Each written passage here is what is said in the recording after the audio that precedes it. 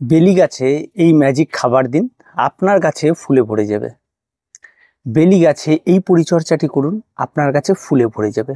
এরকম হাজারো ভিডিও আপনি দেখে ফেলেছেন, তারপরেও বেলি গাছে ফুল ফোটাতে পারেননি। কেন জানেন? তার একটাই কারণ, আপনি আপনার বেলি গাছের ওপর ওভার এক্সপেরিমেন্ট করে ফেলছেন, ওভার ফার্টিলাইজার দিয়ে ফেলছেন। বারবার করে সেখানে ফুলের এক্সপেকটেশনটা আপনার বেড়ে যাচ্ছে, বিভিন্ন ধরনের খাবার অ্যাপ্লাই করে ফেলছেন, যার ফলস্বরূপ গাছ সেটা নিতে পারছে না এবং সেটা আপনি হয়তো বুঝতেই পারছেন না। যার ফলে পরবর্তীতে গাছে ফুলের সংখ্যা কমে যায়, গাছের গ্রোথ কমে যায়, একটা সময় আসলে গাছ সম্পূর্ণরূপেই মারাও যায়। আজকে মূলত বেলি গাছের প্রচুর পরিমাণে ফুল পেতে যে সমস্ত কাজগুলি করতে হয় সেগুলি নিয়ে আজকে আলোচনা করব। এবার আমরা শুধু এটুকুই জানবো কি কাজ করতে হয়। প্রথম কথা হচ্ছে, একজন বাগানি হিসাবে যখন আপনি একটা বেলি গাছকে রিপোর্ট করে ফেলেছেন, সেখানে খাবার দিয়ে দিয়েছেন, তারপরে যখন আপনি আপনার ছাদ বাগানে থাকা নিয়মিত কোনো লিকুইড খাবার ব্যবহার করছেন বা নিয়মিত কোনো ফার্টিলাইজার আপনি ইউজ করছেন, তারপরে আপনি হঠাৎ কোনো ভিডিও বা কোনো মাধ্যম দেখার পরে আপনার মনে হয়েছে এই লিকুইড খাবারটি দিলে ফুল আরও বাড়তে পারে, তারপর আবার আপনি প্রয়োগ করেছেন, ঠিক সেই জায়গাটা আপনি মিস্টেক করে ফেলেছেন। তাই এই জিনিসটা না করে আপনি যেই ধারাবাহিকতার সঙ্গে বাগান করছিলেন এবং যেই ধারাবাহিকতার সঙ্গে আপনি আপনার স্টাইলে গাছগুলিকে করছিলেন সেটাতেই বজায় থাকুন। দেখবেন আপনার কাছে ফুলের কোনো শেষ হবে না। তো মূলত এই যে ফুলগুলি বেলি গাছে ফুটতে থাকে, বেলি গাছে ফুল ফোটার মধ্যে সেই বিষয়টার মধ্যে সবচেয়ে গুরুত্বপূর্ণ বিষয় হচ্ছে বেলির অনেকগুলি ভ্যারাইটি রয়েছে। কিছু বেলি রয়েছে যে বেলির ডালগুলি অনেকটা লম্বাটে হয় এবং লতানো হয়, যেমন আমার ভ্যারাইটিটি, এটা অনেকটা লম্বাটে হয় এবং লতানো হয়। এর আগে আমার আরেকটা ভ্যারাইটি ছিল যেটা ডোয়ার্ফ ভ্যারাইটি ছিল, যে গাছটি মোটামুটিভাবে হাইটে কম উঠলেও ছড়াতো বেশ ভালো এবং সেটাতে ফুলের সংখ্যাটা অনেক বেশি হতো। এটাতে যে কম হয় তেমনটা নয়, এটাতে মোটামুটি কম হয়, কিন্তু আগেরটাতে আরো বেশি হতো ফুলের সংখ্যাটা সেটাতে। ওই একটা জাত। এবার আপনি নার্সারিতে যখন যাবেন তখন বর্তমানে দেখবেন বেলির প্রচুর ভ্যারাইটি পাওয়া যায়, তার মধ্যে আপনি যেটা কিনবেন সেটা হচ্ছে হাইব্রিড ভ্যারাইটিটা, যেটাতে পরিচর্যা একদমই কম লাগে এবং ফুল অজস্র ফুটতে থাকে। এটা সম্পূর্ণ খেলাটা আপনার গাছের উপরেই থাকে, তাছাড়া তেমন কোনো রকম কোনো কিছু নাই। আর গাছকে আপনি জল দেবেন, গাছকে খাবার দেবেন, তাহলে বেশ ভালো থাকবে। এবার আসি, যে ফুল ফুটছে, দেখছেন ফুল ফুটছে, এবার যখন ফুল ফুটে যে কুড়িগুলো থাকছে সেই কুড়িগুলোকে ঝরিয়ে দিন। আবার যখন একটা লট ফুল ফুটে যাচ্ছে, গাছকে মোটামুটিভাবে যে ডালগুলিতে কুড়িয়েছে সেই ডালগুলিতে একটু মাথাগুলোকে ছেটে দিন, দেখবেন আবার সেখান থেকে নতুন ব্রাঞ্চ বেরিয়ে আবার ফুল ফুটবে। এই ফুলটা কিন্তু মোটামুটিভাবে অক্টোবর মাস পর্যন্ত ফুটবে।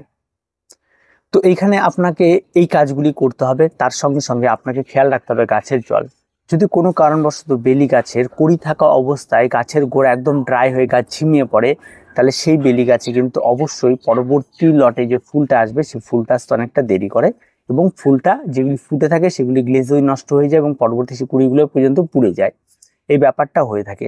তাই সেটা যাতে না হয় তার জন্য আপনাকে জলটা নিয়মিত রাখতে হবে। প্রতিদিন সকাল হোক বিকেল হোক যেই সময় আপনি গাছে জল দেন সেই জলটাকে ঠিকঠাক রাখবেন, জল যাতে কোনো রকম ঘাটে না, কারণ এই সময় তো তীব্র রোদ, তো সেক্ষেত্রে যদি কোনো কারণবশত এই সমস্যাটি হয় তাহলে বেলি গাছে কিন্তু ফুলের সমস্যা তৈরি হয়।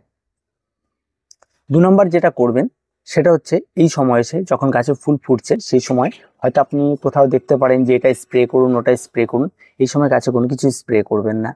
এই সময় গাছে যদি স্প্রে করতে হয় প্লেন জলে স্প্রে করুন, এর বাইরে আর কোনো কিছু নয়, কোনো কিছুর প্রয়োজন পড়বে না।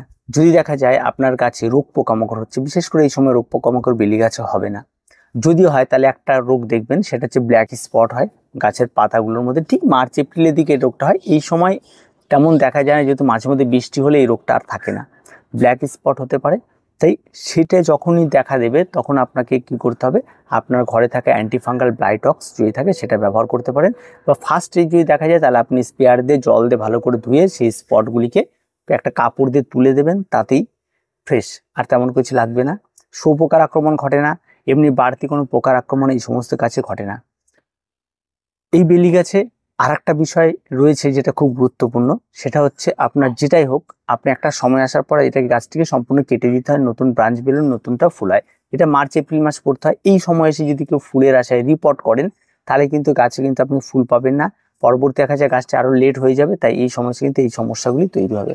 তাই রিপোর্ট কিন্তু একদম এই সময় এসে বেলি গাছে করা যাবে না, বেলি গাছে রিপোর্টের সময় পার হয়ে গেছে।